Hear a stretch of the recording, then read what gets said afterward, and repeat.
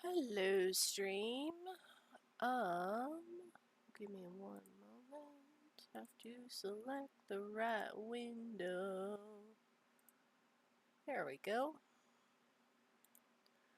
And give me a moment to spam this out to everybody.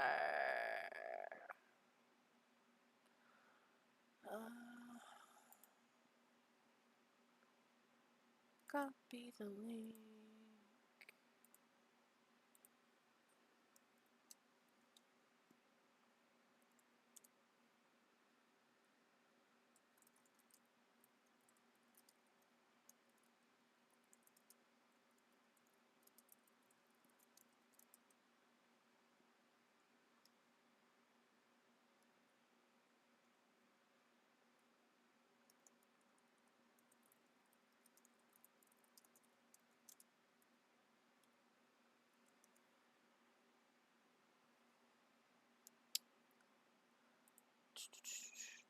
Let's turn on this music.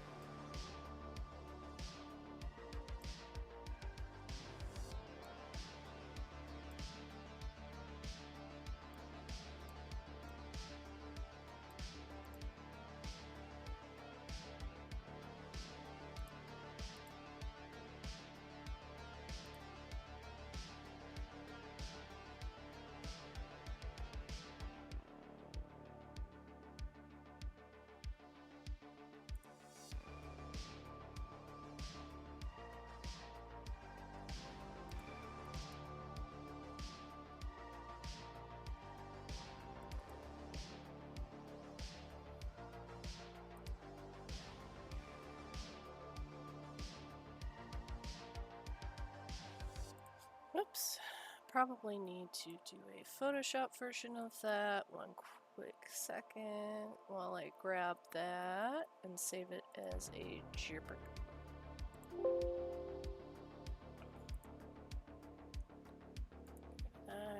That.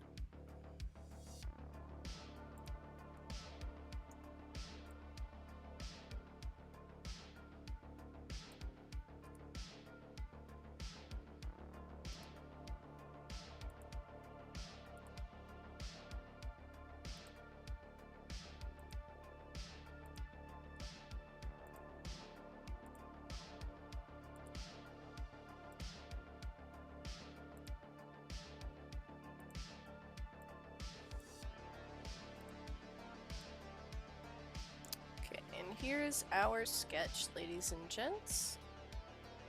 Let's adjust our artboard.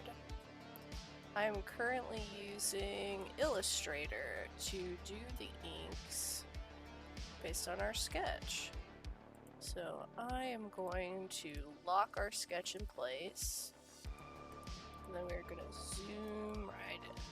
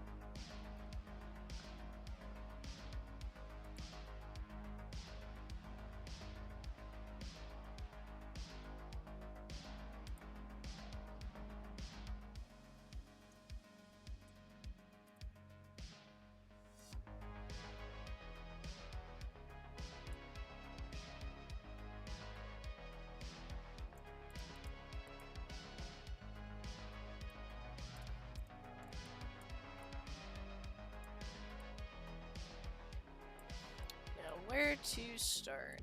Let's start over here. So for this, you do not need steady hands. Just a mouse.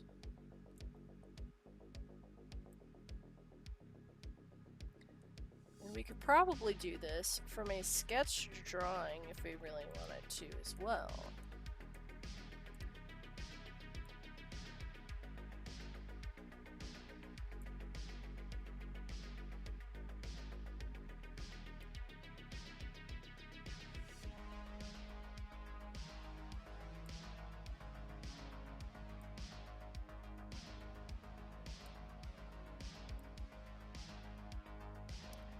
We just go over our lines, like so.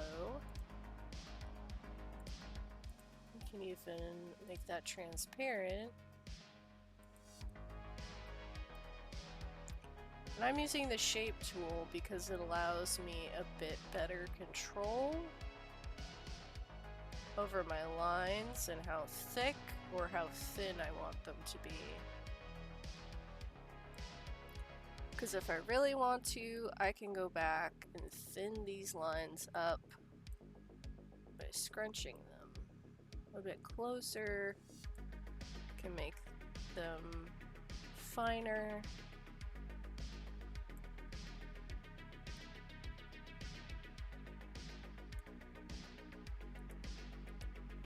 Oop. And then we close that off. And we pick a nice shade of almost black. Ta-da! I'm going to adjust this because with lines, it's supposed to support and hint at shading that would actually be present on the drawing.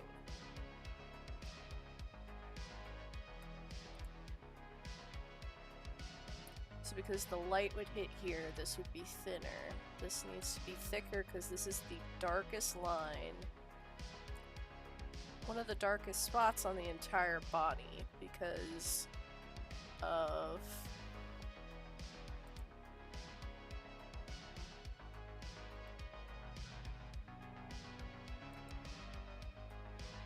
let's give this a bit more of a curve. Just very slightly.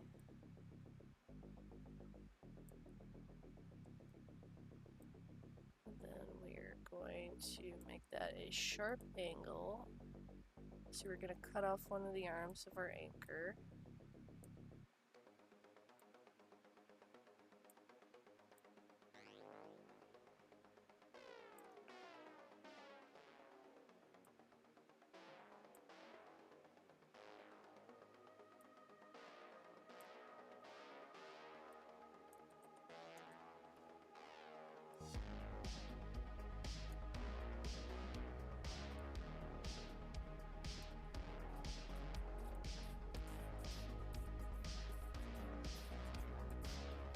This under part of the lip to be a bit darker.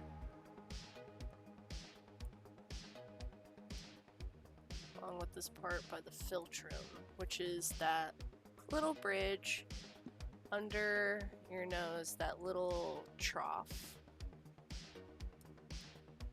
I'm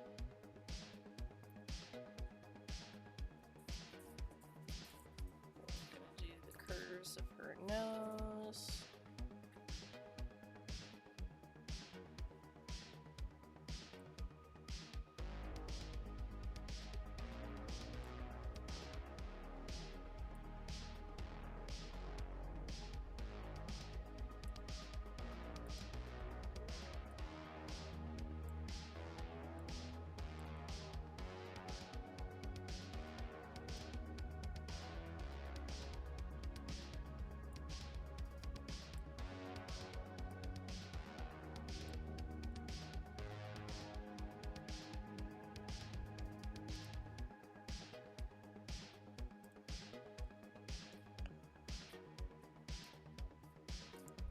We're gonna get the little tippy tip.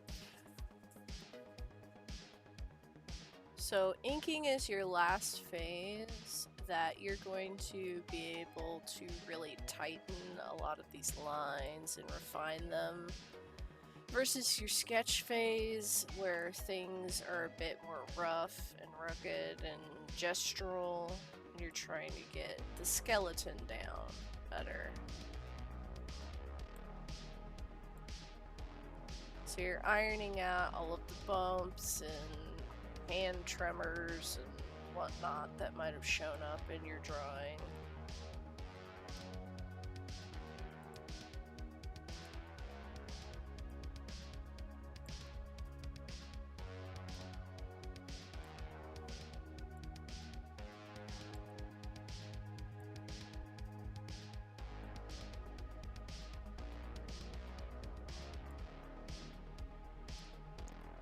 Thicker, thinner, thin line.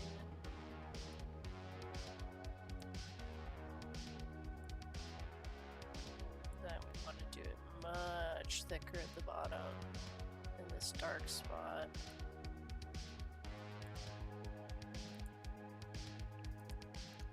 I'll adjust this slightly by pulling one of the arms. So now we have the curve for our nose, so we can fine tune as much as we want.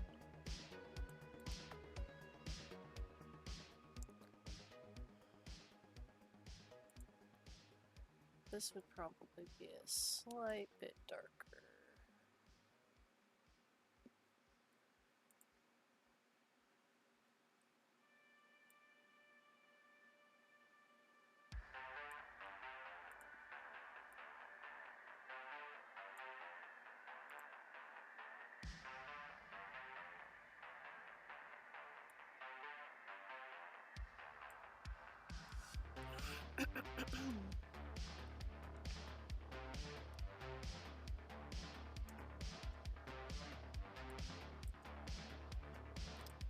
Give this line a little attention. This little baby line here.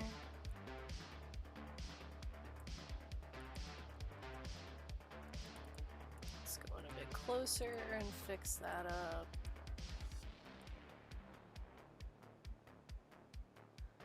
One thing you definitely have to learn about Illustrator is where do you want more control, and are you willing to sacrifice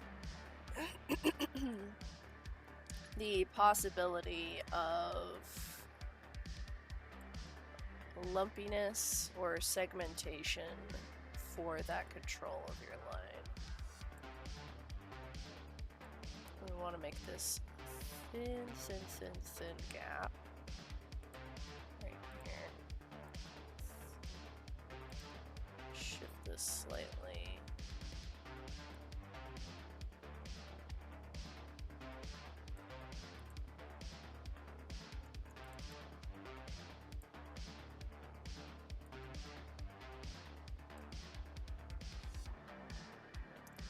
And we'll go back and do that with a tool because we want that line a bit softer. And this needs to be thicker because it is an undershadow.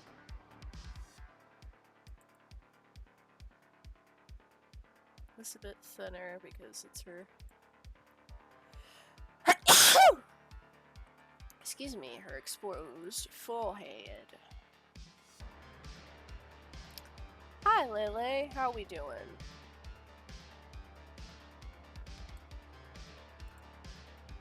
I'm doing some art. Do you do art, Lele?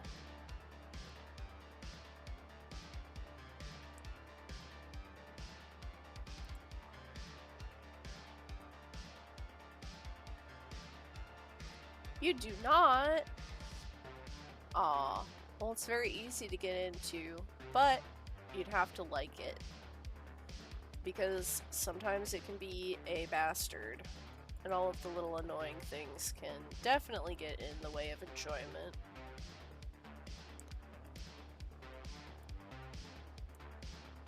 Do you have any interest in art?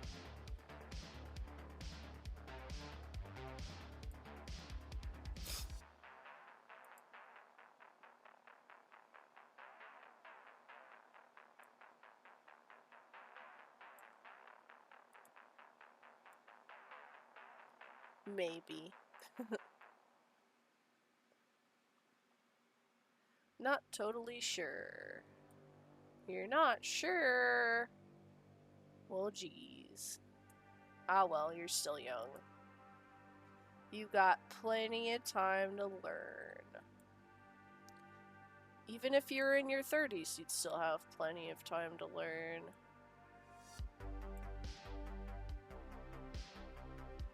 I mean, hell, that's what I'm doing this for, so I force myself to go out there and practice doing art more often.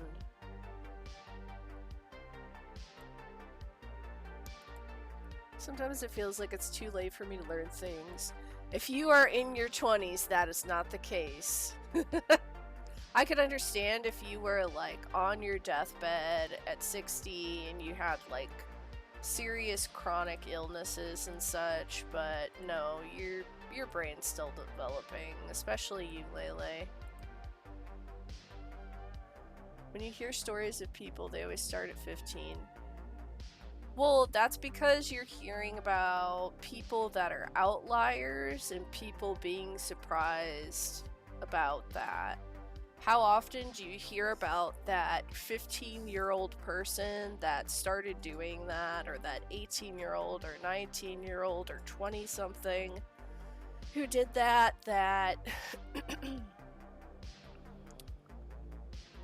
like started doing that and then maintained that success without some extreme burnout?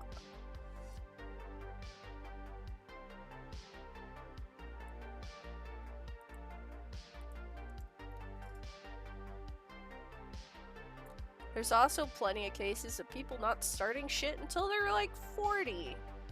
Like the amazing Danny Trejo, he didn't start acting until he was like 40 years old.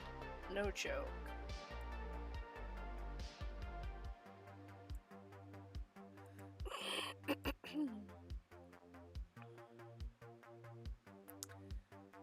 The only reason you hear stories about younger people is because people are surprised that someone struggling with puberty can get anything done.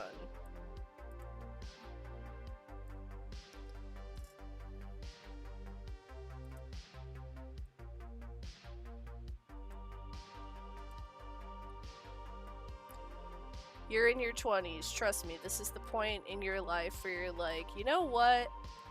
I think I'm gonna try a bunch of new shit. And I am gonna find myself, and I am gonna take on this new venture that I feel so impassioned about.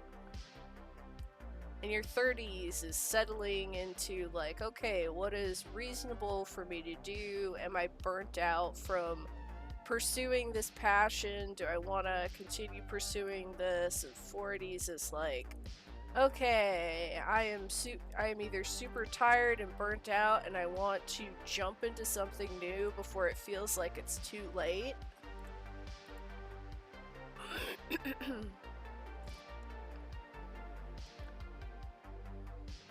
Like, I'm sure there's plenty of success stories of people in their 50s, their 60s. Heck, there's grandparents online that are doing Twitch streams. Either for the novelty of it, or because they're actually nice people that try to keep up with technology and actually genuinely enjoy the games introduced to them and meeting interesting new people. Instead of getting old and just kind of fading away, waiting for your ass to fall out.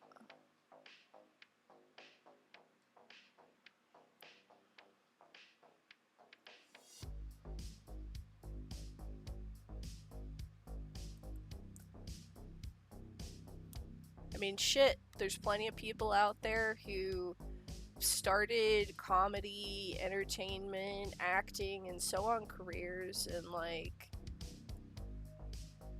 their 20s or even as children, and they don't find actual like serious success until they are much older. That or they're complete burnouts because they're young. Sometimes it's better to start later because you're a more established human being. And you have more knowledge to go on.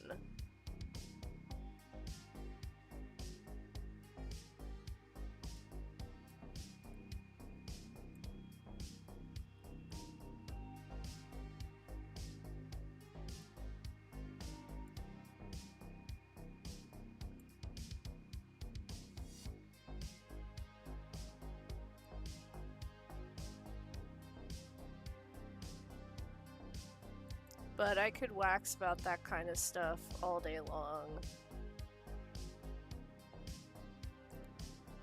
That, oh, everything is too late and everything is closing doors and sadness, but do you really want to hear me do that? Or you want to have hope for the future, damn it.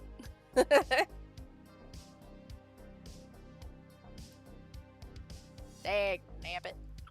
Consarn it.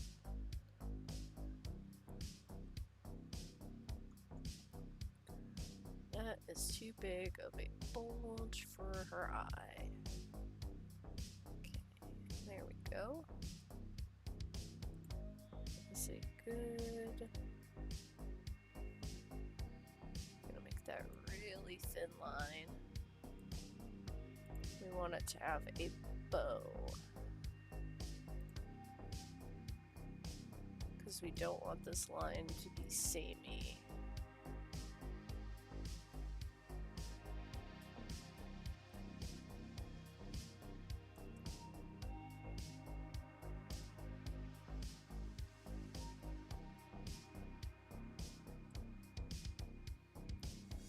Let's actually pull this up a tiny bit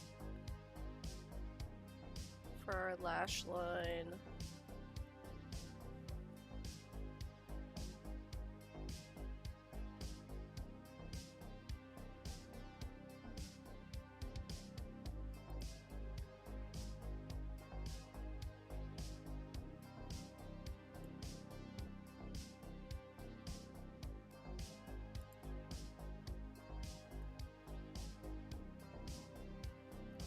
So if you look in a mirror, your eye just barely touches that bottom bit.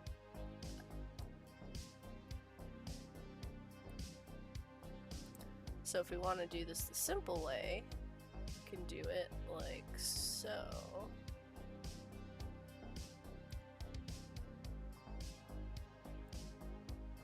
With Illustrator.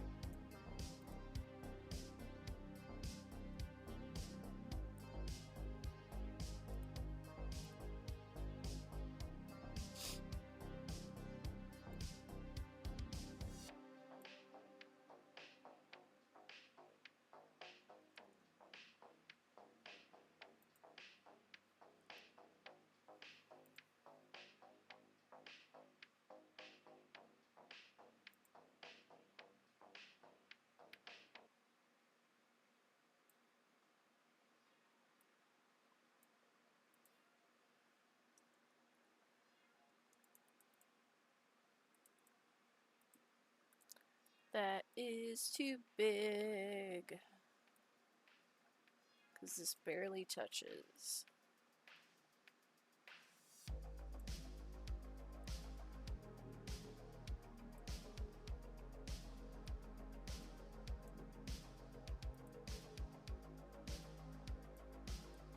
That is also way too wide.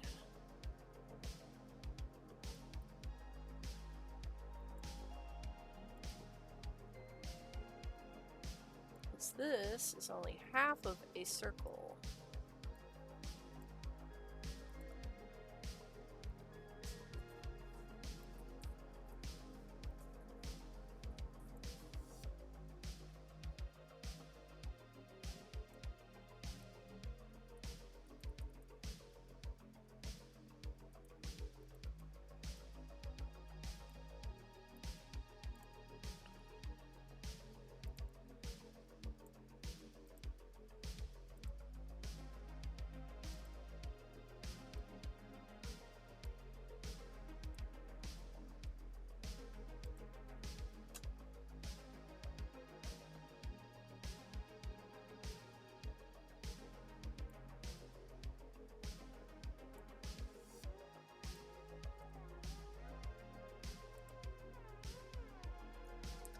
then we're gonna lop the tip of this off.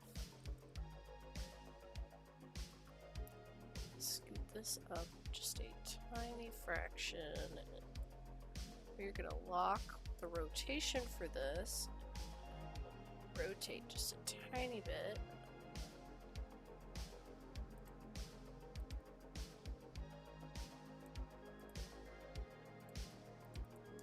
Who knows? Maybe if this gets popular enough, I will start doing some stuff for viewers on these streams.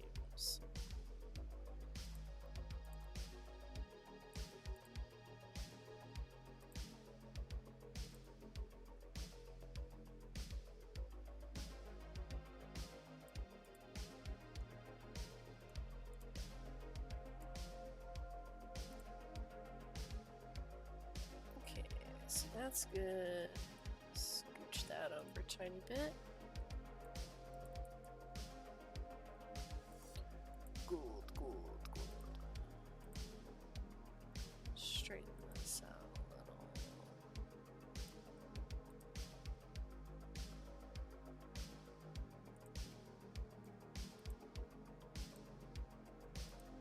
Eyes are always the thing I end up adjusting the most in this.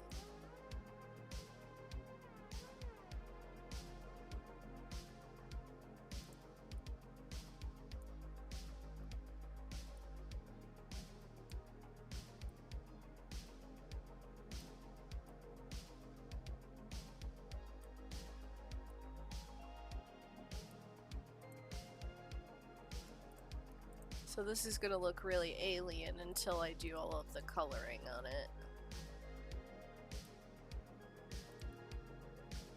Because inks always do.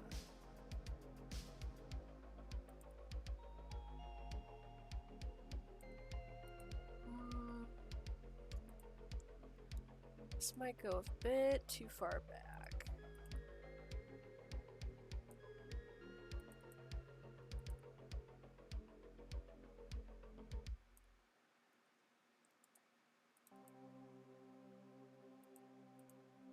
Go.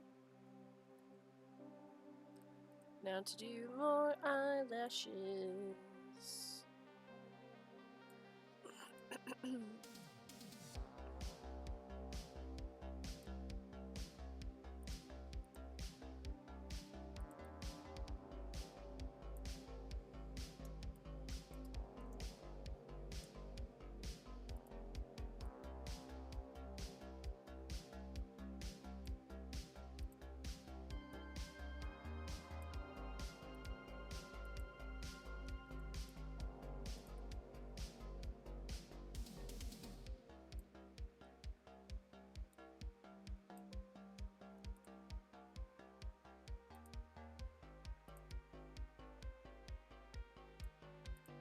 Because this is actually the midline in the eye, so we want to remember not to go too crazy. And when we do shading, this is actually going to have a bit more sclera present, fading into pink.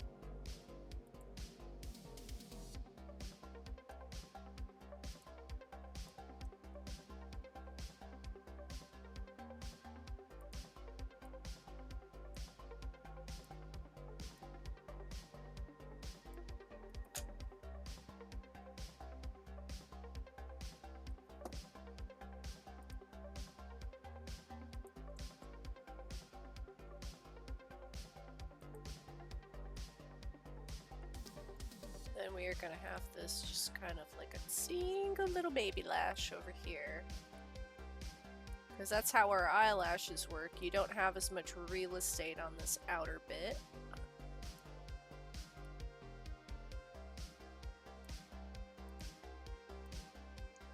And they're usually shorter and thinner.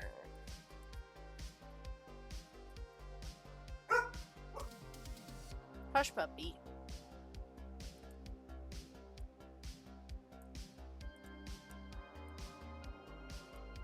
Going to give her a sculpted brow. It's actually too far up, I think.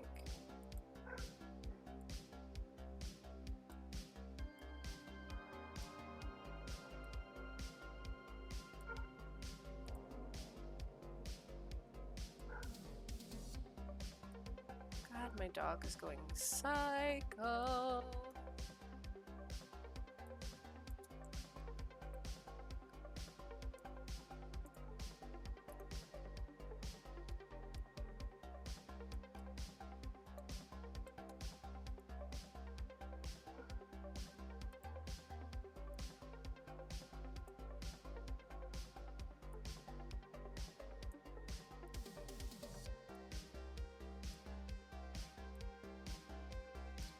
This is her jawline. Then give me one moment, because my dog is going psychotic. I think there's someone at the door. I will be right back.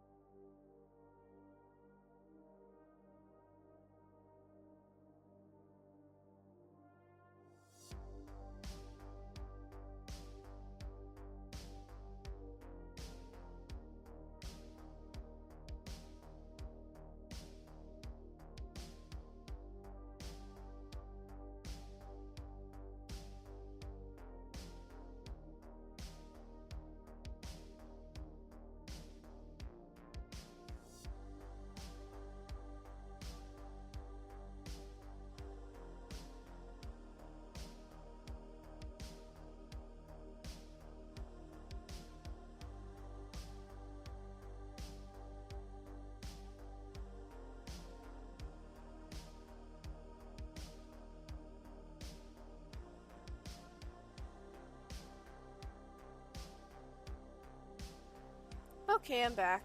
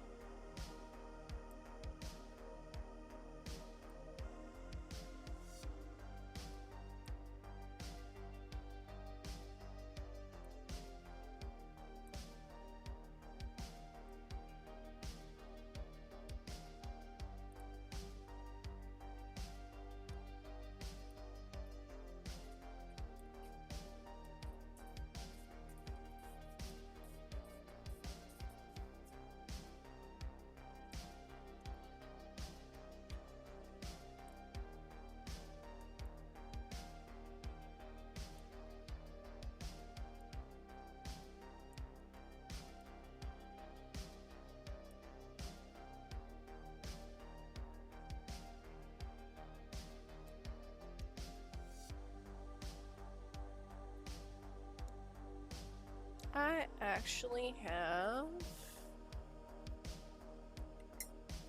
a Waterloo sparkling water, cherry limeade, not sponsored.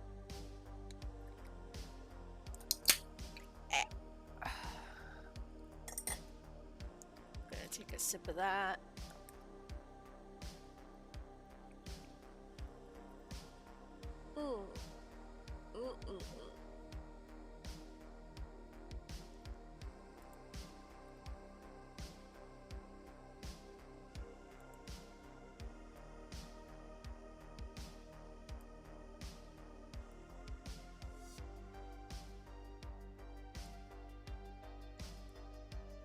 Man, smell does so much heavy lifting for our taste buds.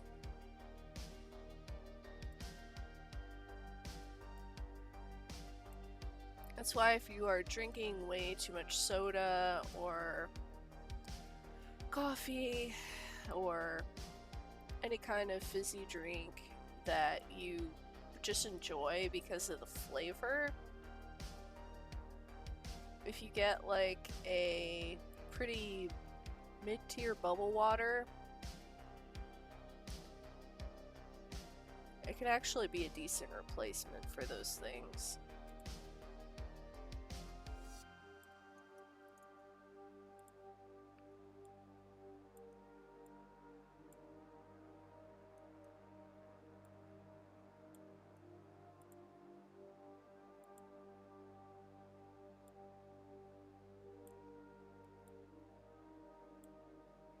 This cherry limeade one is pretty good. I have had... what are some of the bubble waters I've had that are pretty good?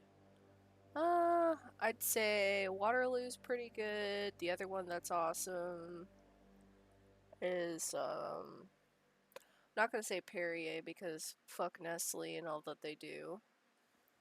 Stealing water from third world countries.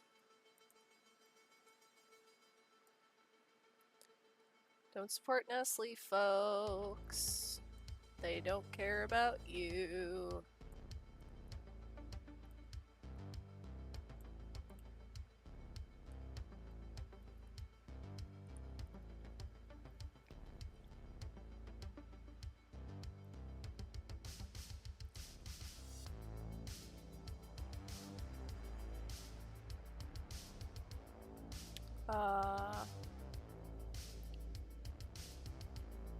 I think there's one called Rocky Mountain. Theirs is pretty decent. I think the Waterloo one is probably my favorite.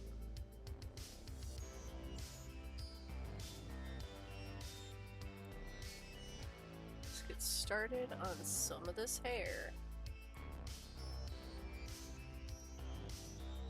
Wah!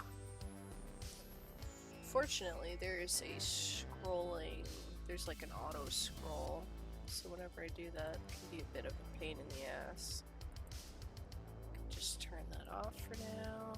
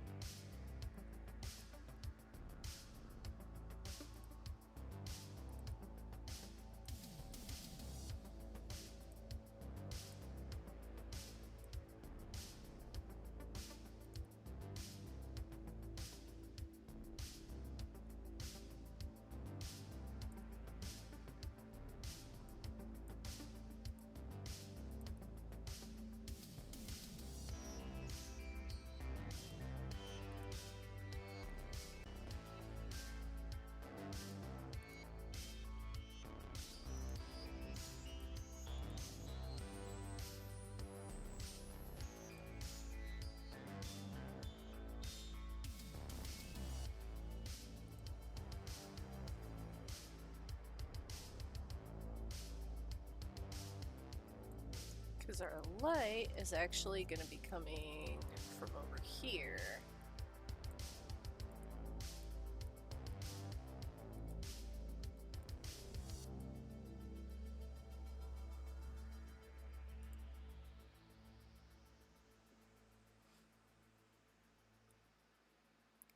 So we want to be careful with that.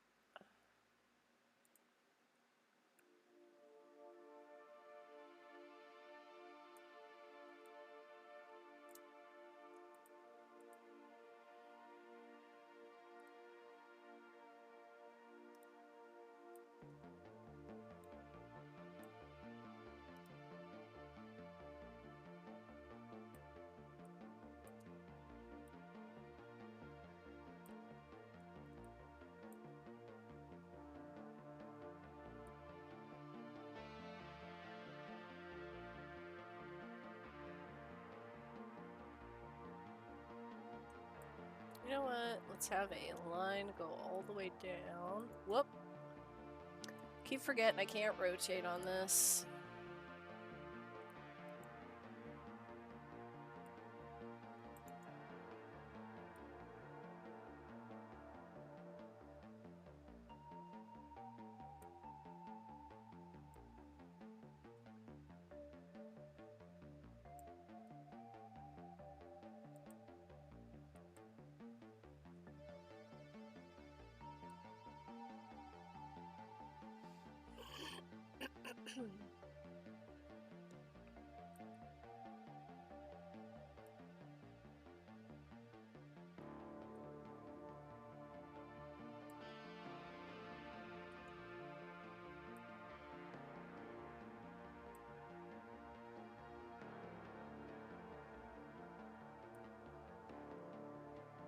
Ah!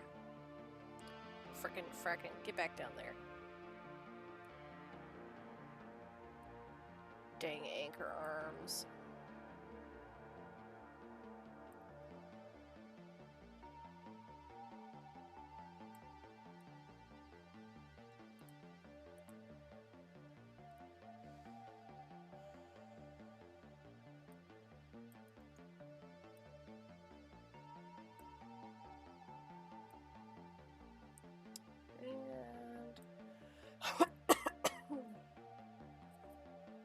One quick second.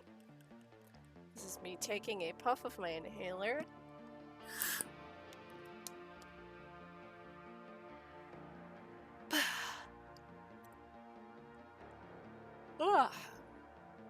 Because my lungs are dumb. Or should I say my larynx is dumb? Or my bronchioles, one of them.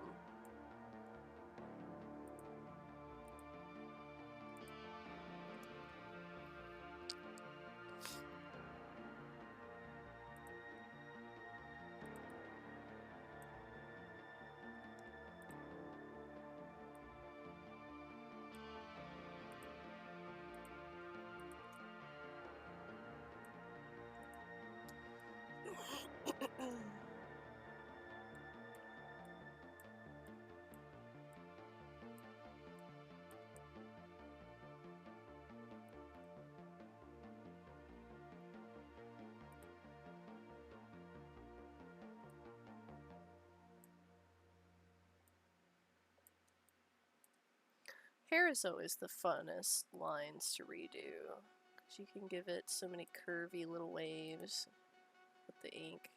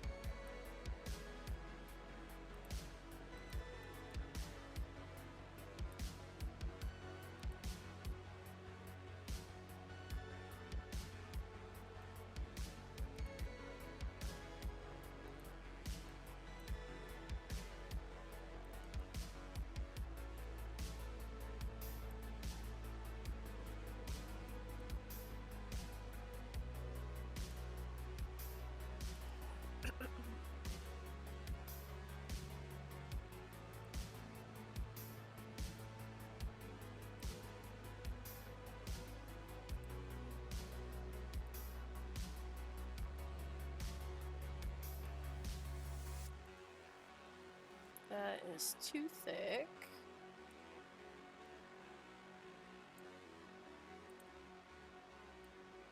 So go back and thin that out.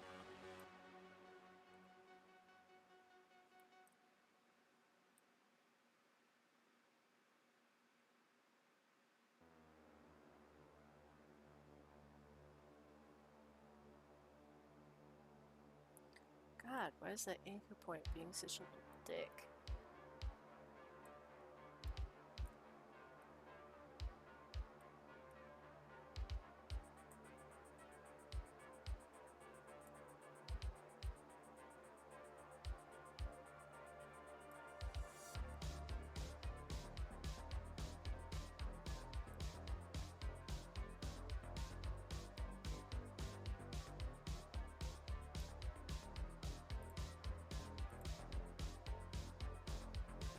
Okay, this one, need to adjust the anchor points.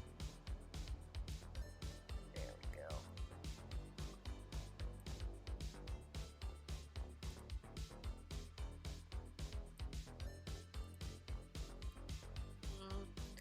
That is a bit too even.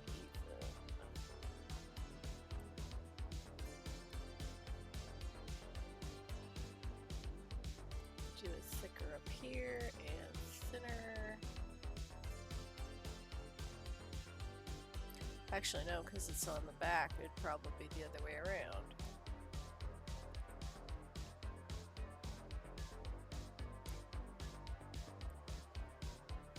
Why doesn't this have 2 anchor points?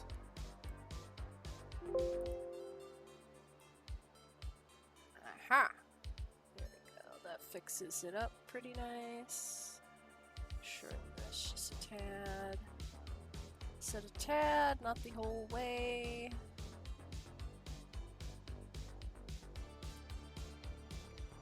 There we go.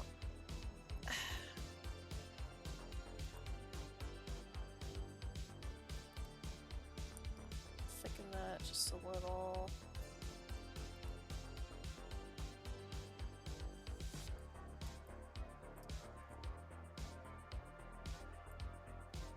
That is a bit too sharp of an angle. Yahtzee. There we go.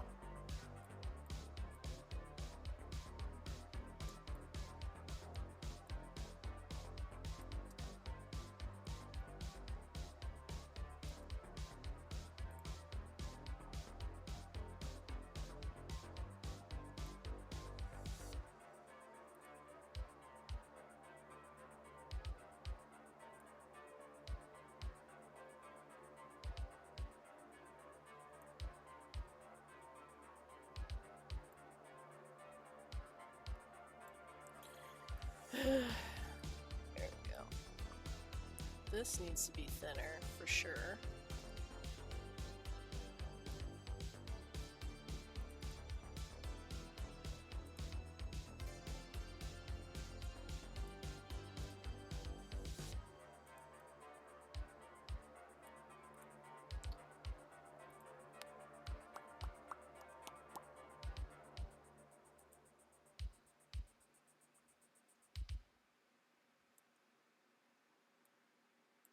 Gosh darn it.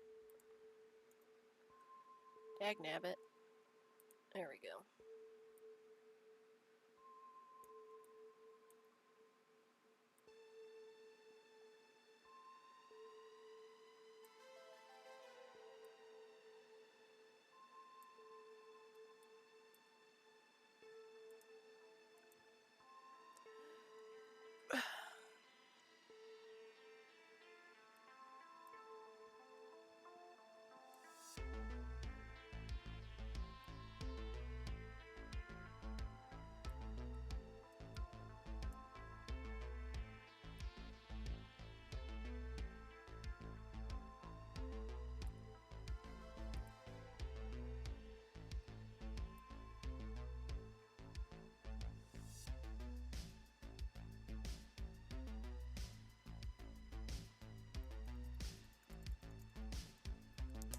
Just delete that. Retry.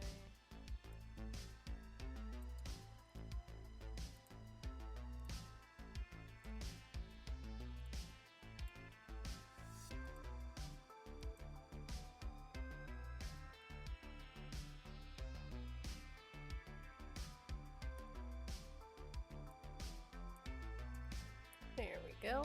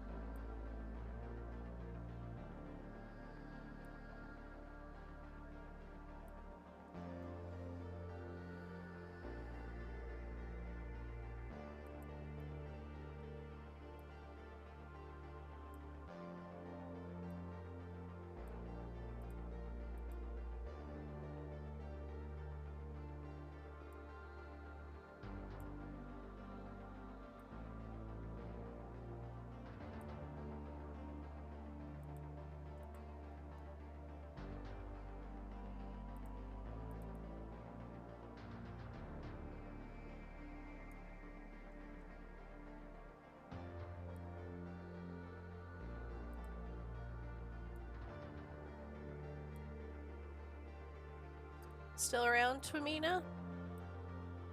Or, Lele, I guess.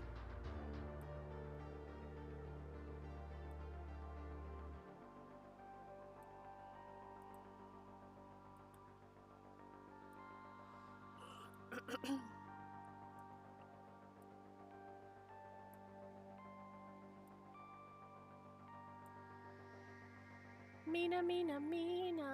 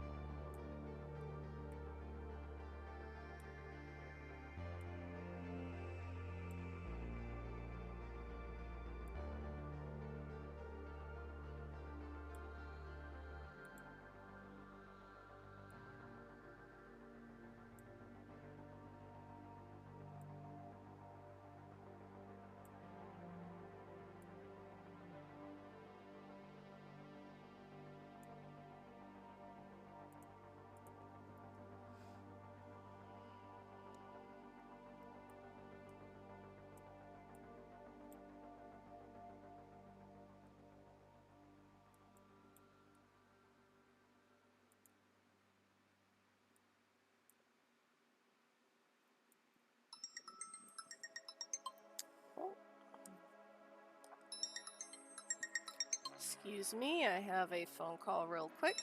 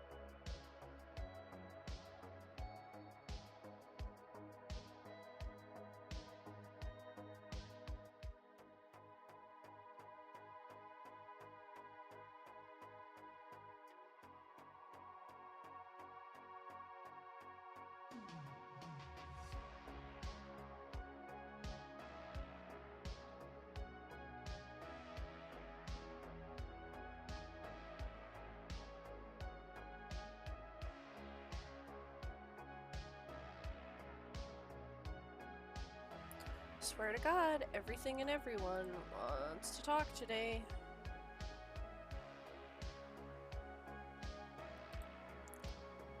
Not on stream, of course. That.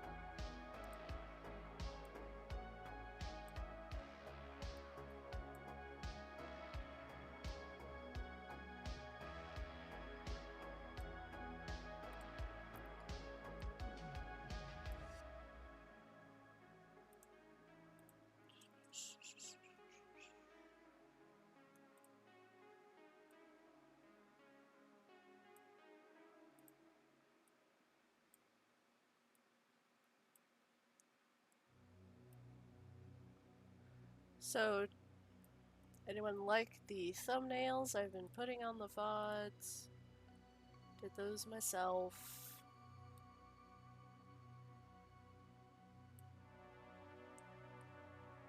If you're curious.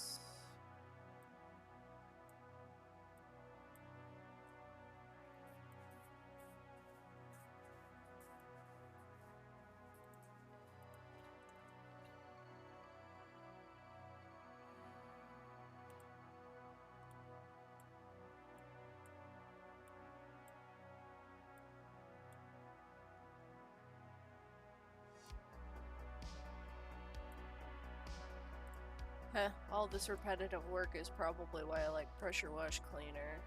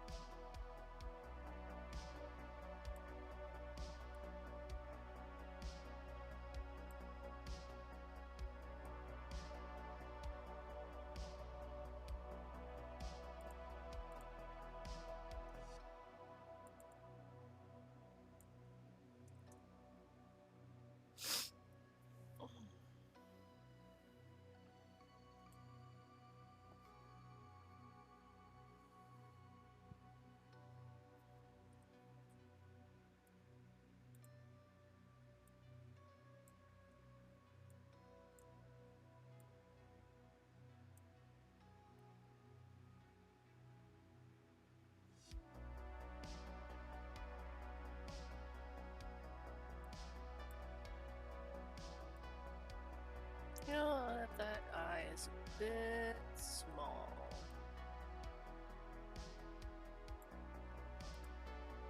Let's get that up there. That was bugging me.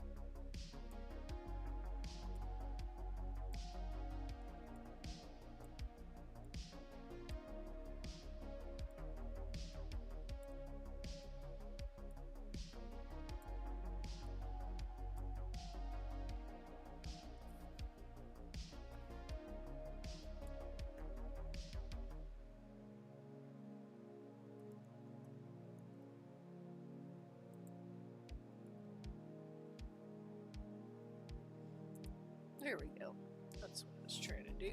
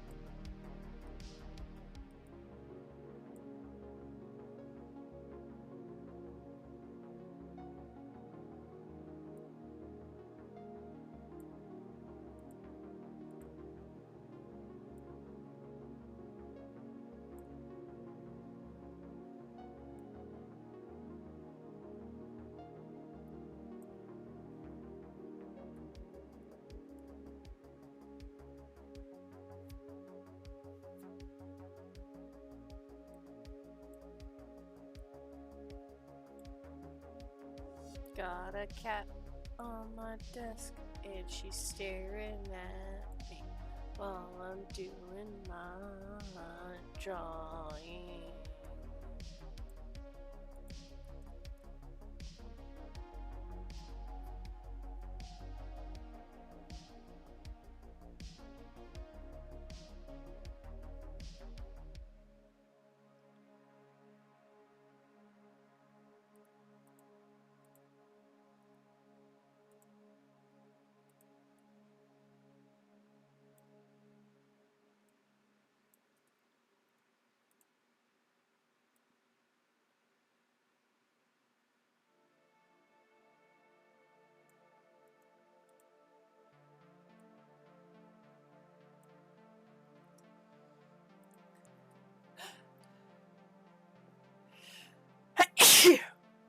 Excuse me.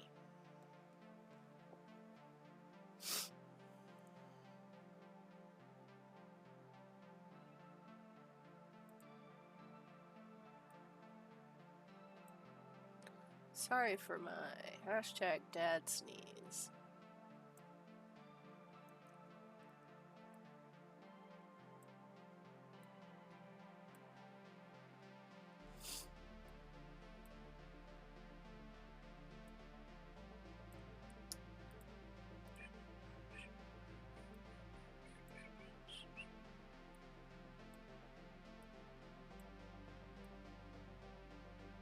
Was gonna play D&D tonight, but I believe we had to call off because a dear friend of ours got the COVIDs. That the US still cannot get its shit together is depressing.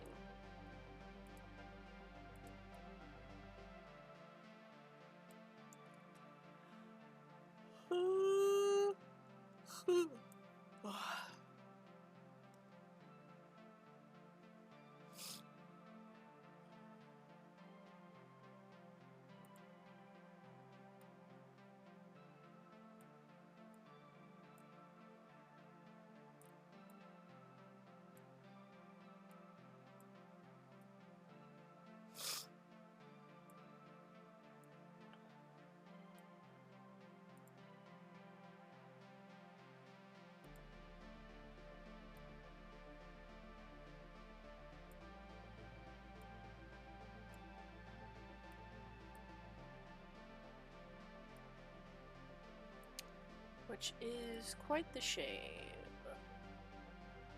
our current D&D campaign has actually been going pretty well. We've been playing Curse of Strahd. Spoilers for the Curse of Strahd campaign. This is not in any way, shape, or form endorsed by D&D, and I do not endorse Wizards of the Coast. In fact, I think a lot of their business practices are super scummy. So the whole thing that ended up happening with them was, with our party, I actually didn't join until after the haunted house with orphans and dead kids.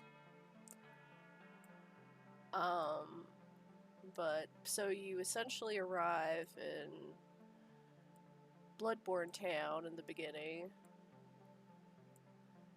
and it's like, hey, a lot of people getting snatched up by vampires and shit.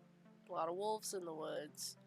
Be careful where you travel, be careful going to certain places, etc. so forth. Also, Dollar Store Dracula be hanging out, stealing all of the young women, as you do. And then the next part is we're like, okay, well, we need to get the fuck out of here so we can actually solve some problems. And so what we actually start doing is we start heading to, I think we started in Barovia proper, which is off of Castle Ravenloft, and then we head over to the town of Vallaki. And Vallaki has like everyone is very anti-werewolf and like, oh, fuck the werewolves, we'll hunt them to extinction, but their burgomaster,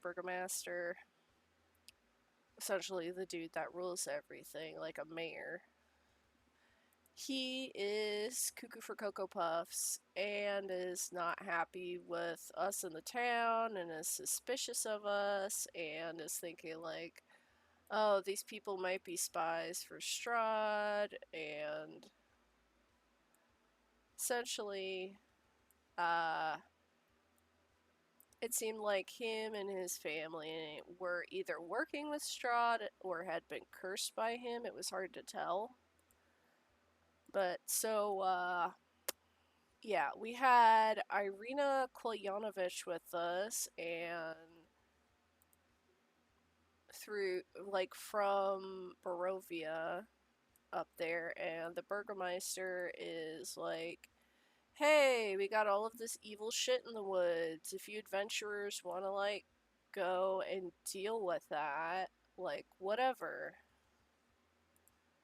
And so, inspecting the town, there's clearly, like, vampire spawn hiding out in certain places, like, the old coffin makers that's been abandoned.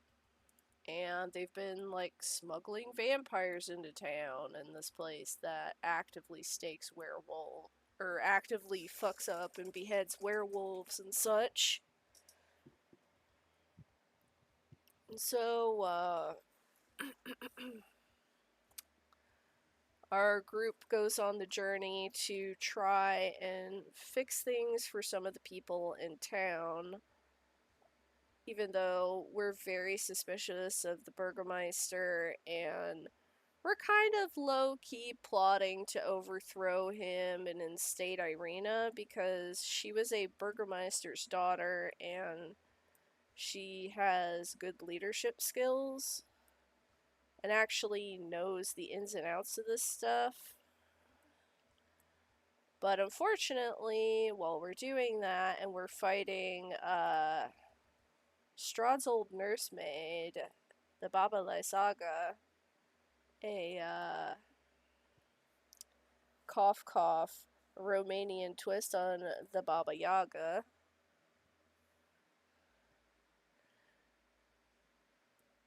Which, yeah.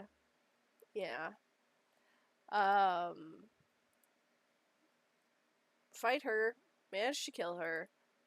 Sadly, my paladin, who I was playing, I play a sun paladin named Resiroon. I have some of his character art up on my Tumblr if you want to go hunting for what he looks like.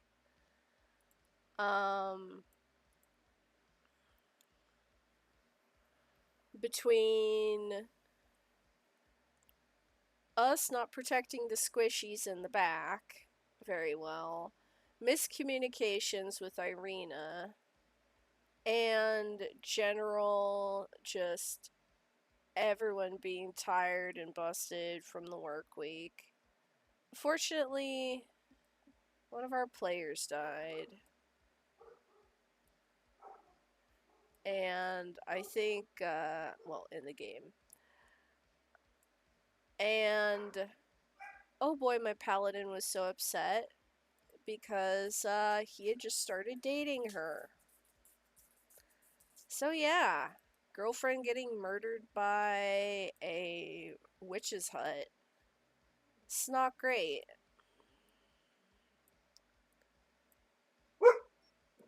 And so we go on a quest to resurrect her with her ex-boyfriend. But unfortunately, when we go to resurrect her, in the town of... I don't remember the name of it, because we were only very briefly there. So while we're in this town,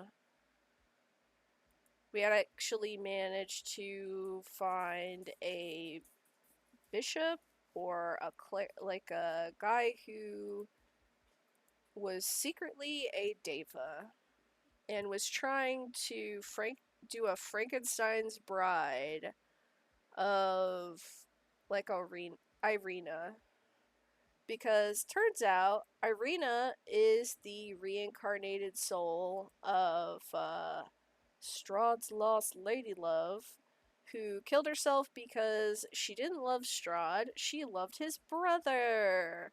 Womp womp. So she keeps being resurrected, trapped for all time, along with all the souls of everyone who dies in Barovia, and we are there to try and end the cycle.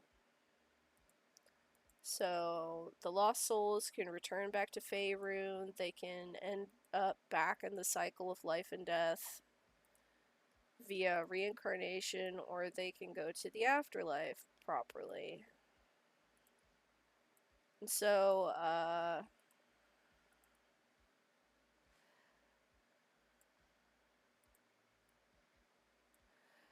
unfortunately, yeah,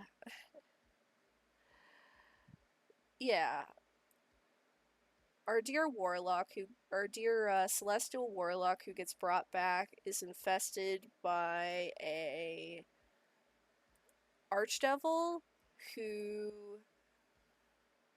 secretly, her mom had made like some kind of a pact to be like, hey, I'll give you my kid, but she had also promised it to an archangel. So between the two, the archangel won, and because that's her patron as a warlock, and they have been protecting our little warlock.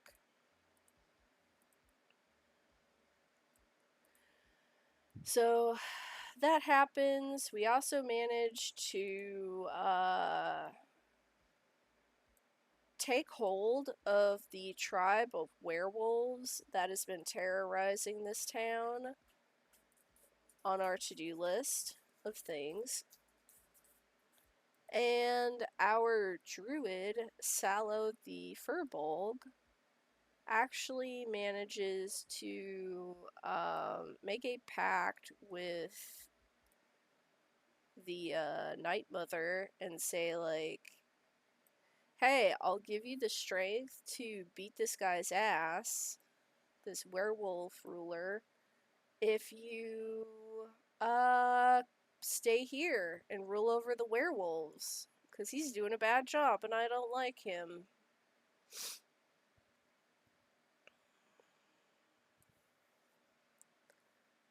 So, yeah, Sallow is now king of the werewolves, and he pretty much commands the rest of the people, and unfortunately, our artificer, who was like, nah, once you become a werewolf, man, that's it. You got, like, you're fucked over. There's no coming back from that. Our artificer begins to have some, second and third thoughts about, oops, I shouldn't have killed all of those people that had become werewolves.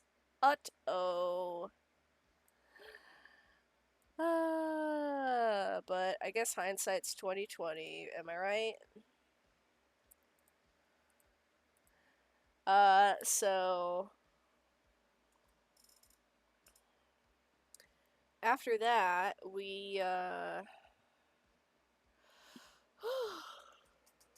sorry, I am so sleepy tired. Could sleep for a month and still be tired. God. So we finally managed to go to the Amber Temple after this and finish up our deal that we have with the arch demon that is possessing our warlock.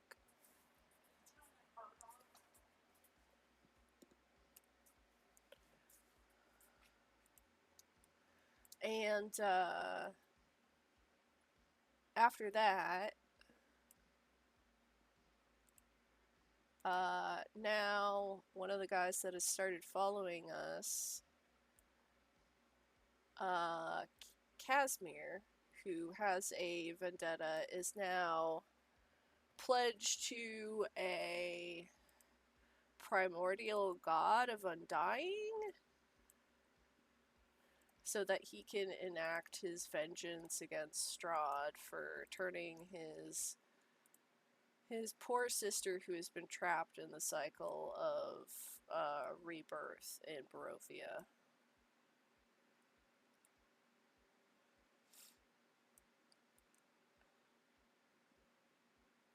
And so, we are currently pulling a Moonlight meme, or Moon Knight meme,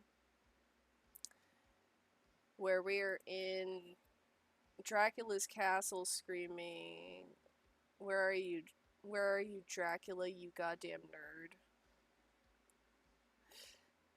And busting up all of his little, like, ooh, spooky funhouse thing, ooh, scary trap that level 10 adventurers are pretty much running at, like, okay, was this supposed to be, like, tricky or difficult in some way? Because we got through that no problem.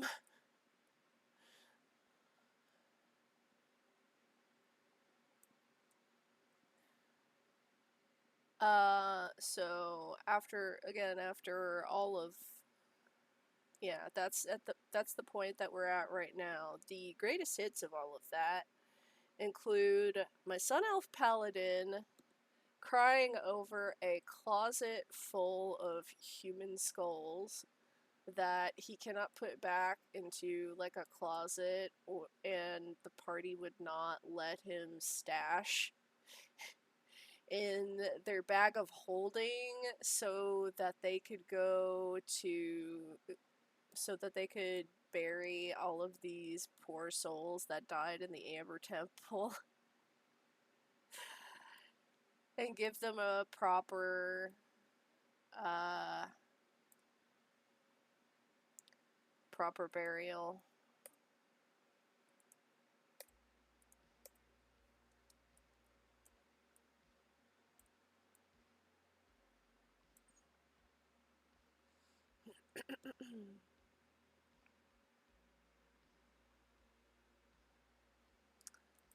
And punching Strahd's horse directly in the face.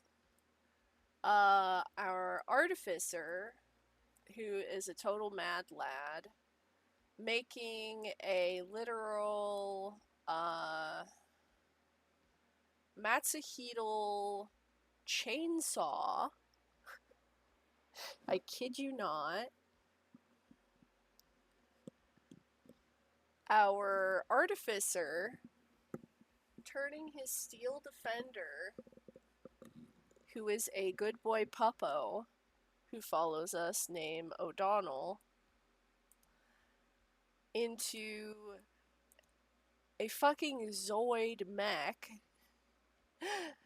that he used to fight in hand-to-hand combat with, making literal the medieval equivalent of a rocket launcher at certain points, where it pretty much just blasts holy water at people. Well, holy water and glass would be more accurate.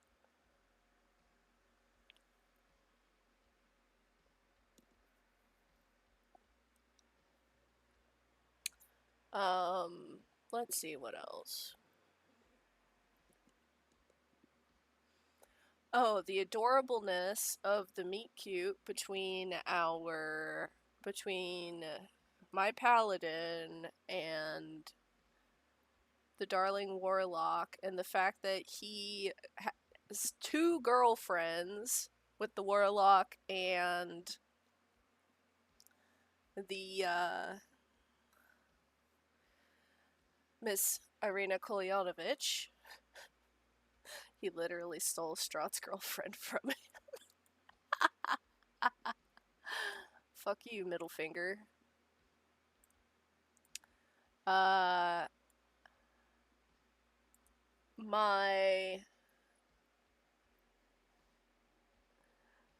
Sun Elf paladins,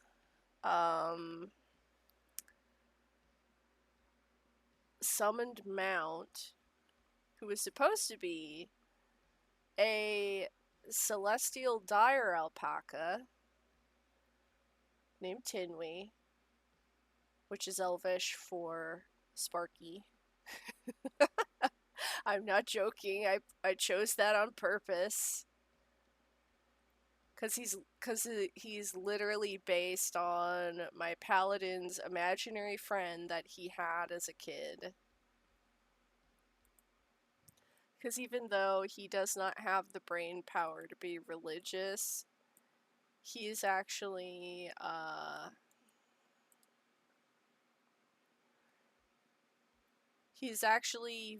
very emotionally close to the idea of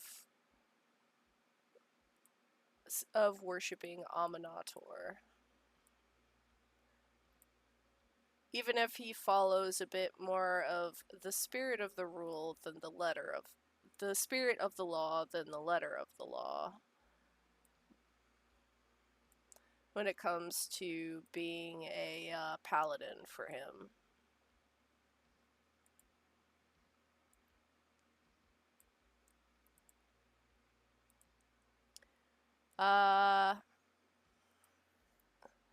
So the dire alpaca being incredibly interested in our ranger, Sentiel, who, because she's a ranger, she constantly smells like the forest and greenery and shrubbery.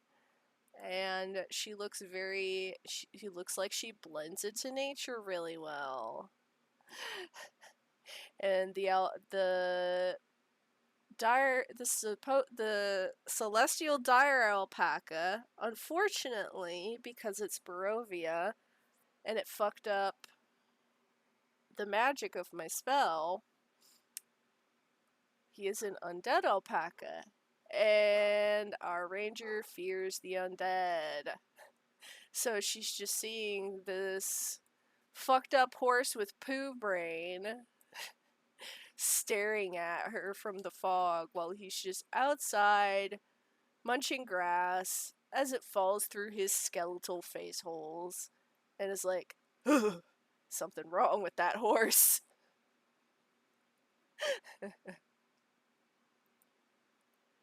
And it's kind of hilarious and adorable, and it has been a long running gag. We even had a moment where, as like a cute couple activity, my son Elfreeze and our warlock Eris did sort of Dia de los Muertos style, like sugar skull painting on the Skella alpaca. I also have some art of that stashed away on my Tumblr.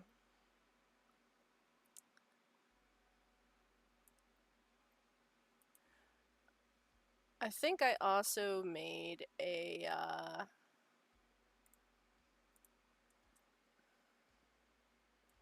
I think I also made a... Come on, brain, you can do it. Get up that hill. I made a celestial, like what he's supposed to like version. What he's supposed to look like version of the skeletal alpaca. Oh, probably the worst time that we had throughout the entire game was, well, obviously, one of our players dying, getting absolutely hosed by a mixture of werewolves and vampire spawn at level 4.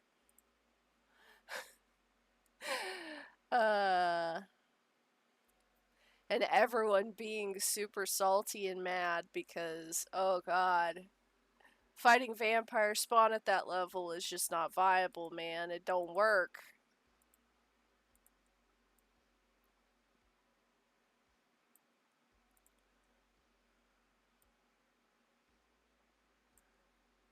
That, a slight squish. Rotate.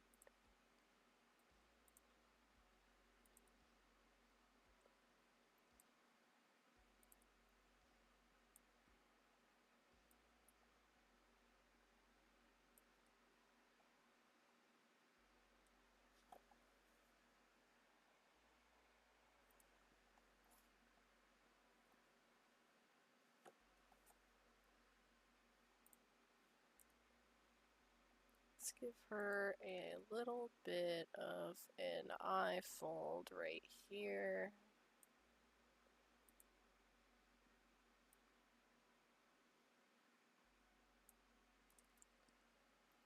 Does that do anything? Slightly, yes. Makes it look a little better. Okay.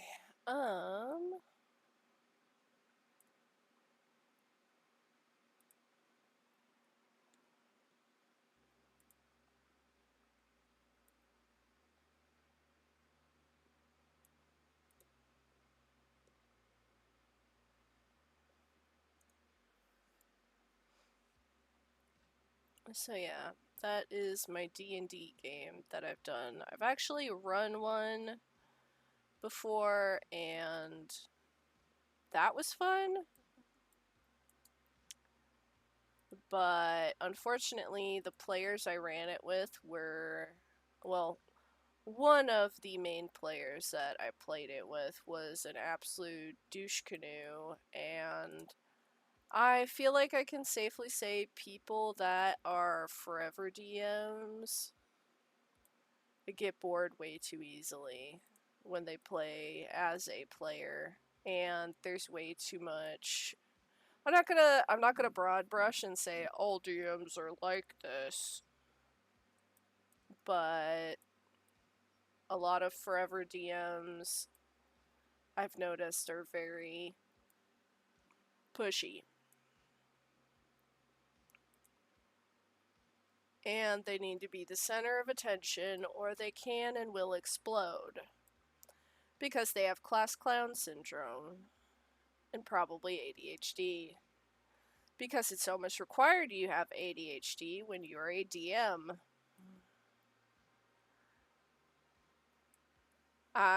The only game I've ever played, the only Dungeons and Dragons campaign I've tried is 5e modules. I kind of want to try World of Darkness because Brother Alphabusa makes it look really, really fun.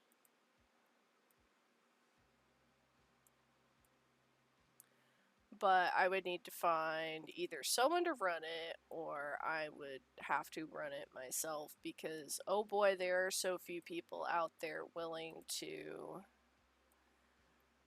run games that are not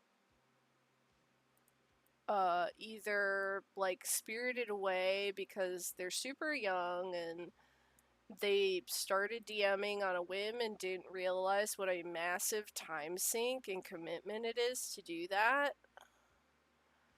Or they are old and curmudgeonly to the point where it's like, if you do anything creative in this game, I am not going to allow it.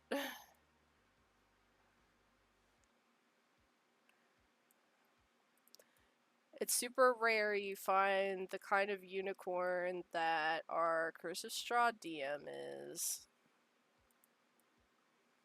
And the kind of unicorns that our players are, where we actually manage to have the hard conversations where it's like, hey, I felt like I didn't really get to speak up or I got cut off a lot, etc., so forth during the game. And we have conversations about that. Like, okay, well, do you want us to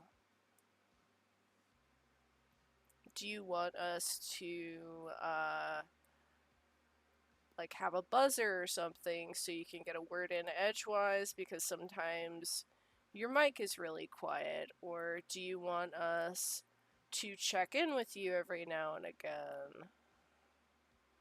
And that's how simple it is, kids, to have those kinds of conversations and to communicate.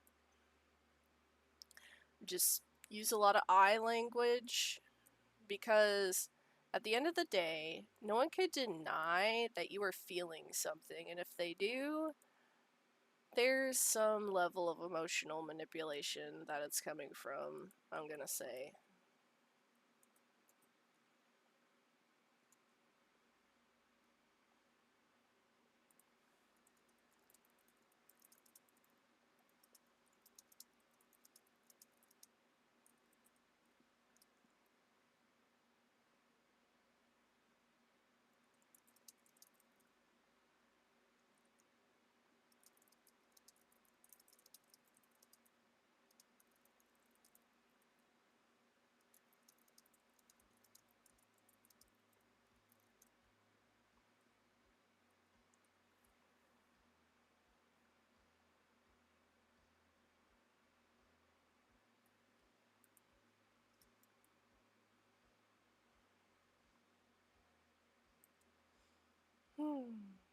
That flower turned out really well. Let's see what this is starting to look like without these sketches in the way. So we unlock that, and then we just hit a quick delete, and we can get a good idea of what our line work is going to end up looking like. Yeah, that eye actually looks pretty good.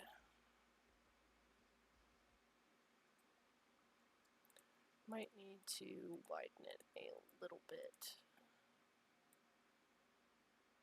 Just a tiny bit. There we go.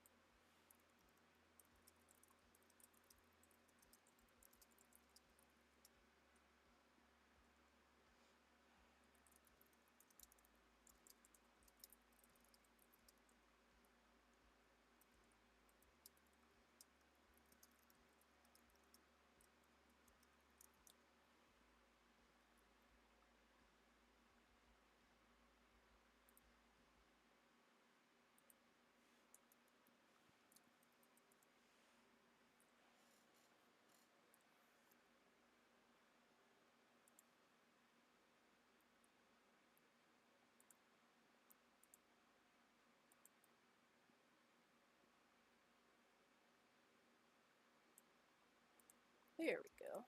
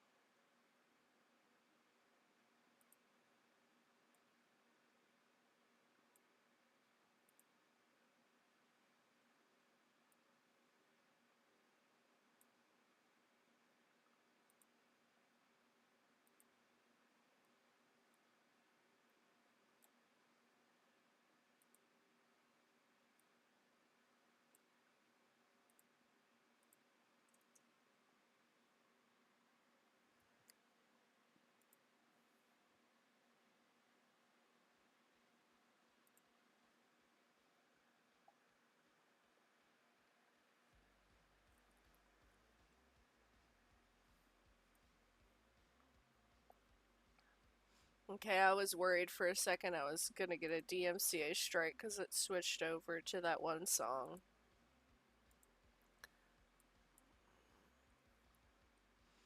Because it was starting to sound like...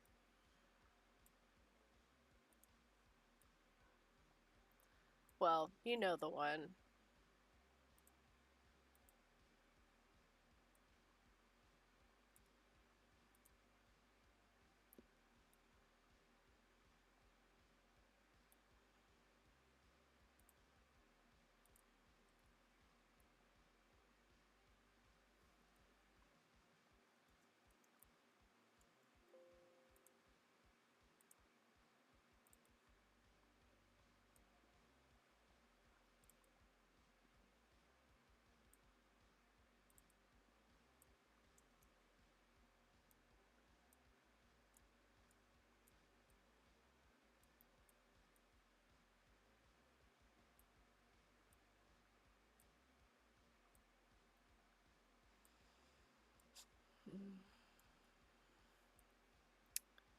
Now on to the heartbreaker that is the wings.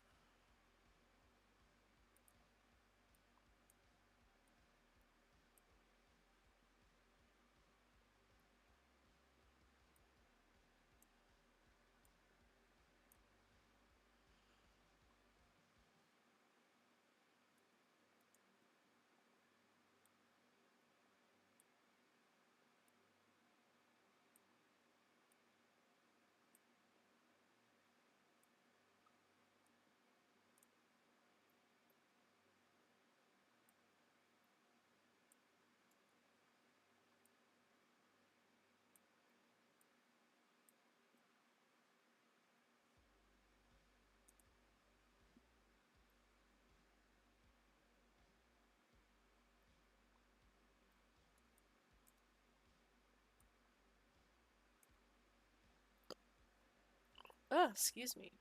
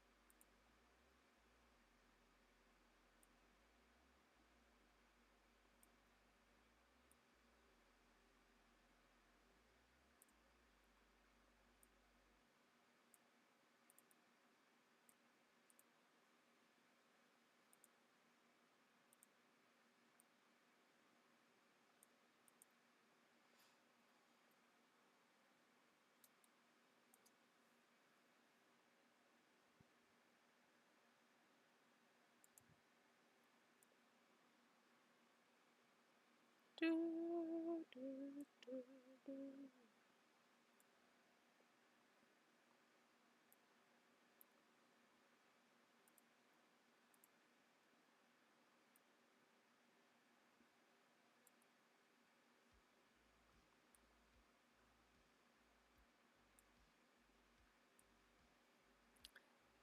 the clean lines we get on the feathers.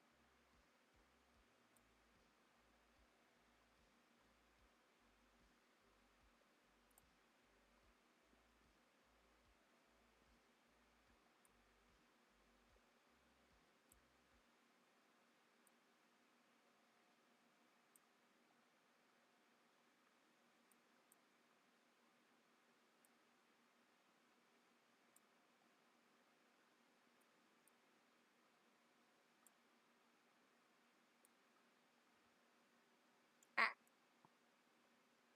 Get down there, you son of a bitch.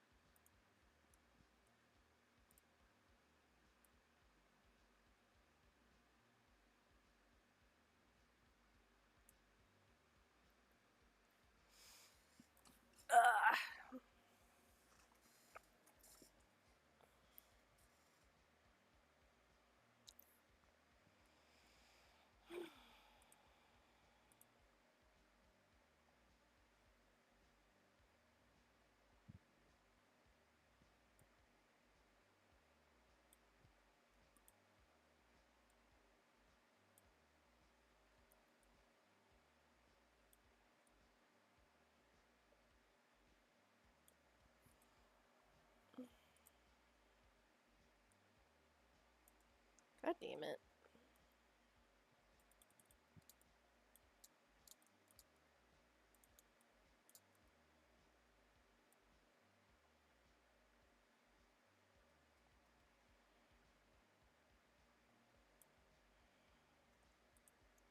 Why is it just shifting the whole thing?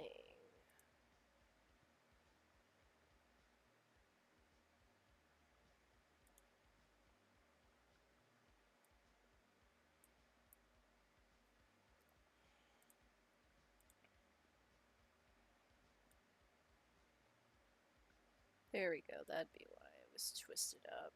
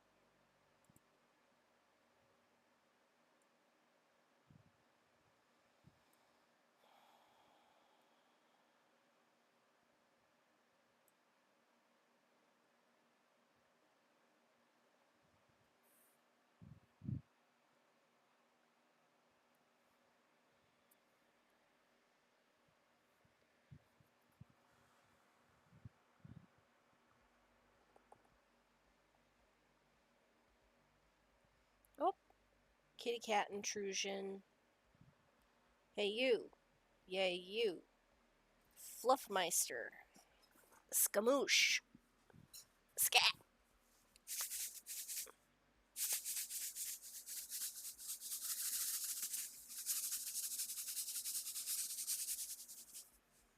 Go on.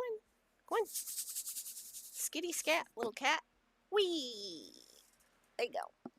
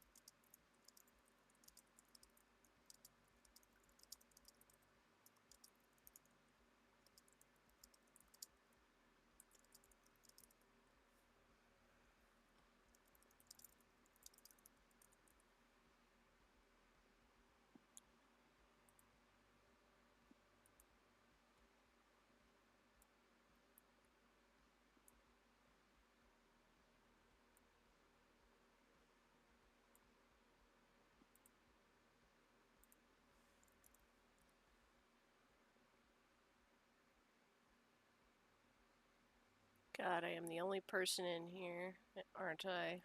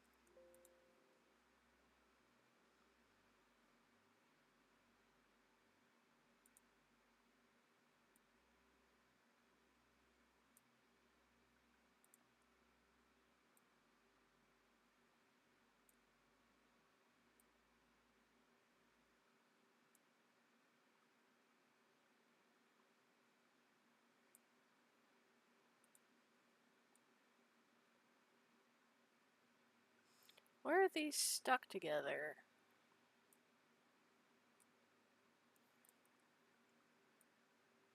There we go.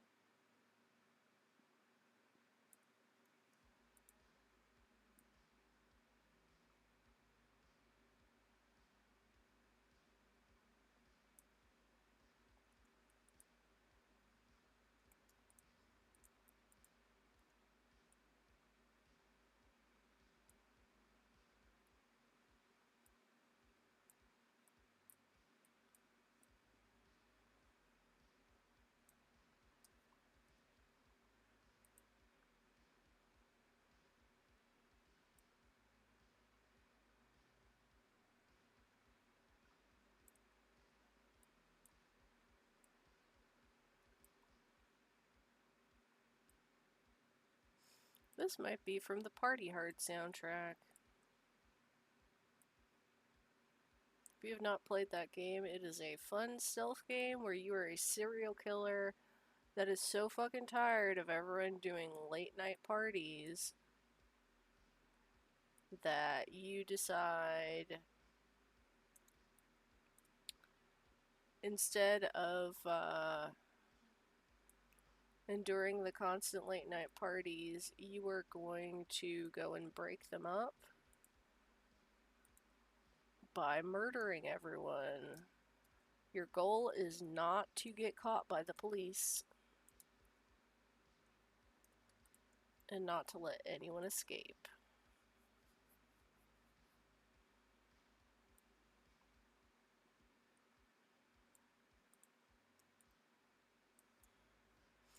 And not to get killed by anyone of the partygoers, which is possible because sometimes you can invite a bear to come and maul everyone.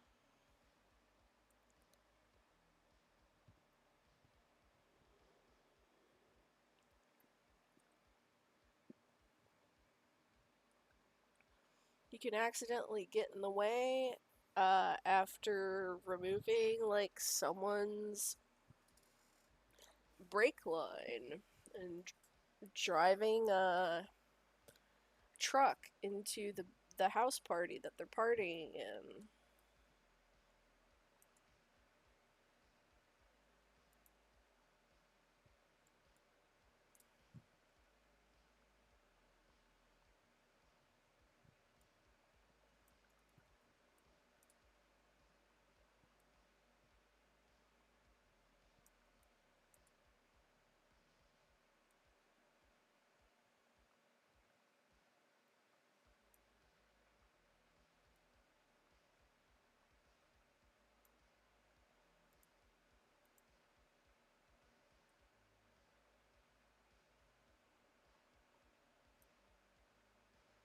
You can choose to do it the old-fashioned way, like Among Us,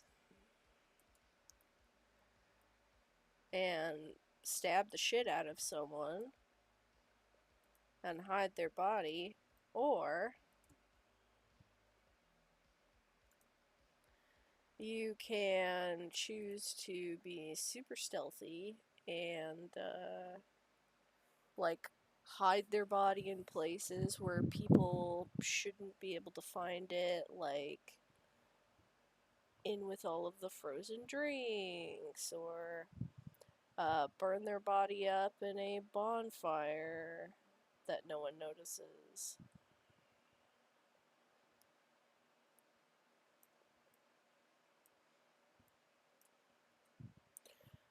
Or have ambulances actually take the bodies away because you poisoned all of the punch bowls.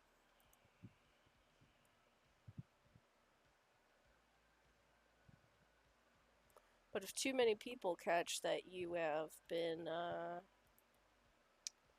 going around playing Jason, then, well,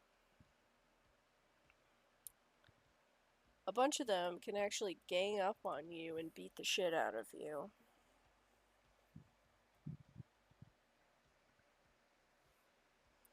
Because you're just a little guy.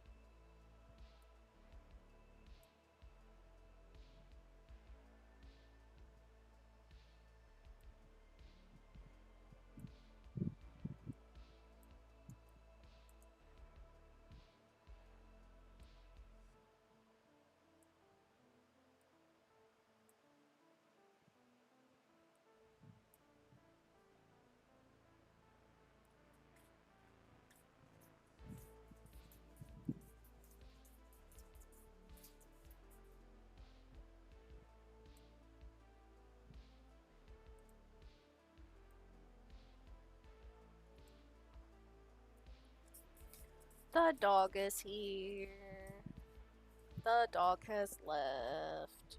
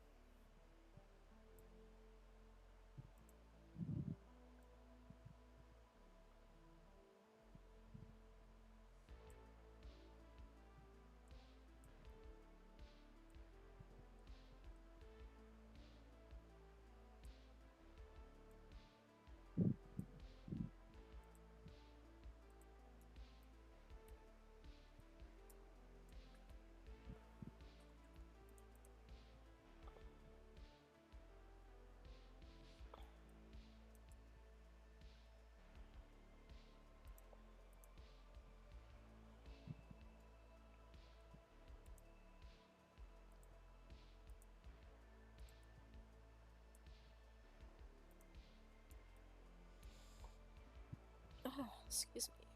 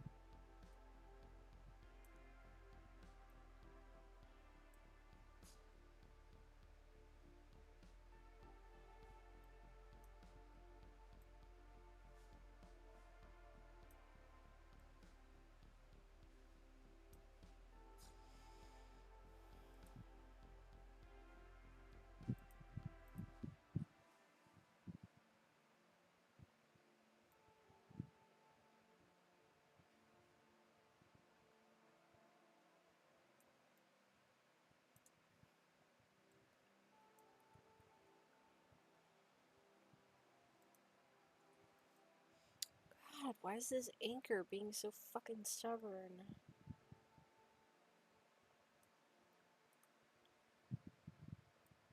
There.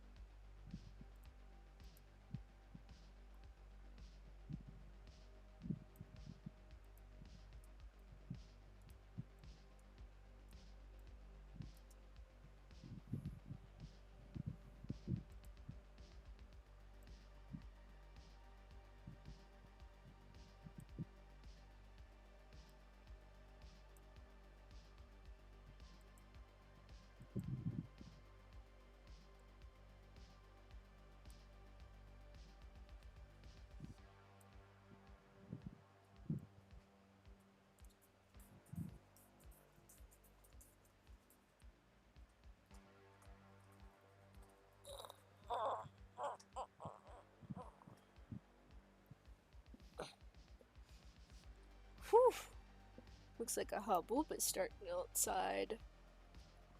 Jeez Louise.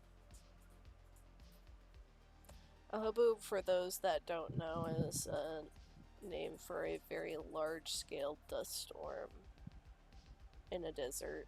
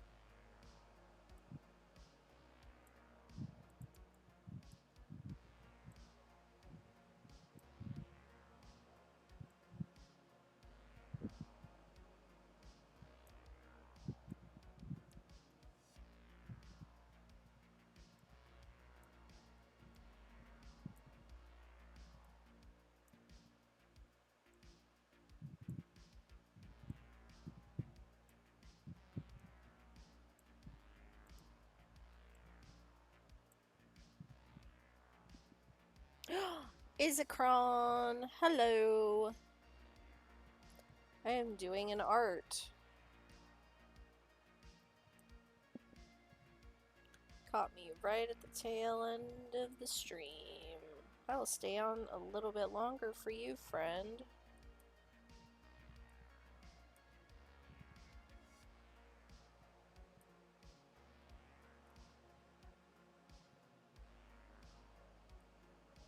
How go things?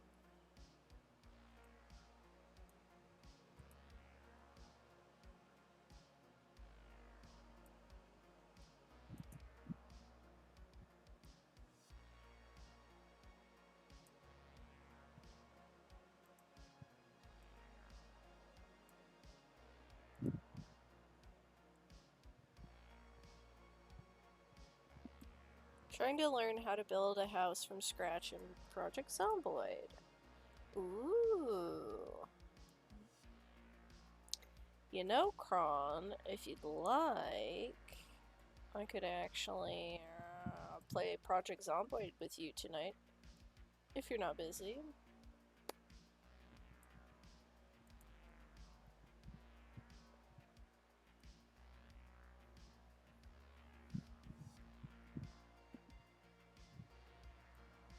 Sure.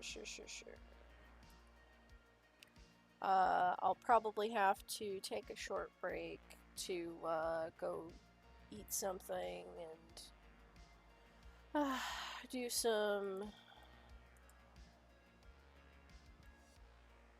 life chores and whatnot. Elden Ring shattered my dreams, so yeah, I got all the time. Ring.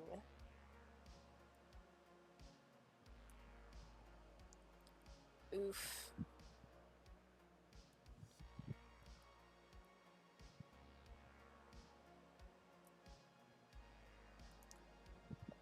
I am actually doing a redraw of a drawing I did in, God, 2005, I want to say.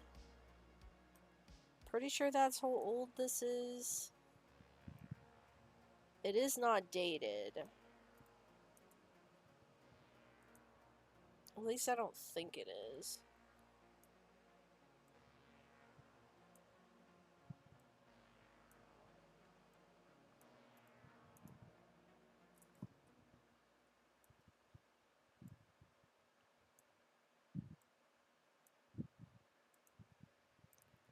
But yeah, it's random emo drawings from my childhood that I'm giving a second chance at life.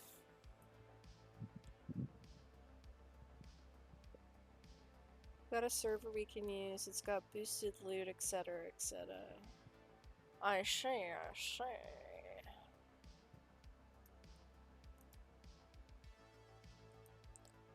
Well, if you want to chitty chat on voice, I'm down, or do you not have a mic? I can't remember.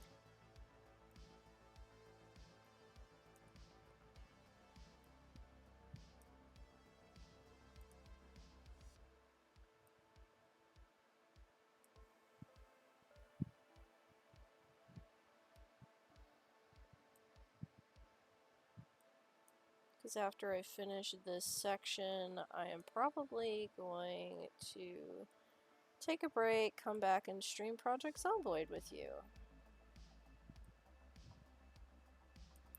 Because I had to skip my late night stream with Matt this Saturday. Kind of figured out where a lot of building tools and materials are this morning, too. Yeah, I got a mic. Cool. Does said mic sound like ass garbage, or...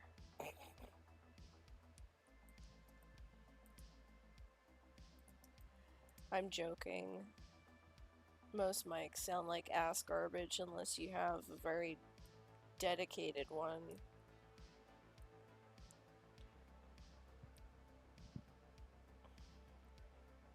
It's just some crappy phone headset. Uh-oh.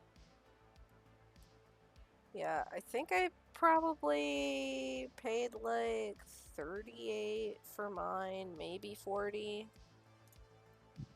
And it's still kind of garbo. Like the fact that you can't adjust the voice volume on this thing from the like the little adjuster knob for volume is kind of what's the opposite of based? Shit.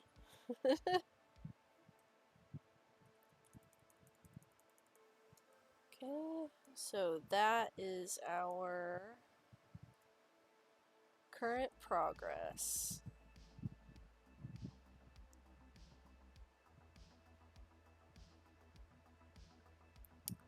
We will save that. Do you have a mounted mic here? Just haven't bothered setting it up. Okay. Well, I am going to close this, and I will be back shortly after I've had a little bit of food, and we could certainly do some Project Zomboid. I am by no means an expert, just so you know. So, yep.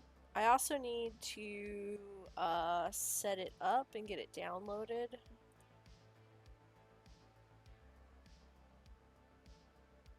Ooh. The Alice Adventures Power Wash is coming out soon. In... what's the date?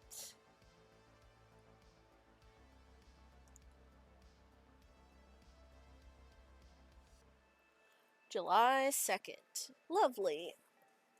I use a ton of mods too, although I probably shouldn't. If I play on your server, it might bust it. Because I won't have the same mods as you. So if you want, I could do a fresh one or something. We will see. I will be back in like an hour or so. We shall see. I will hit you up in chat. I'll just listen and install ones you don't have. It's pretty easy. Oh, okay. Alrighty then. Bye-bye for now.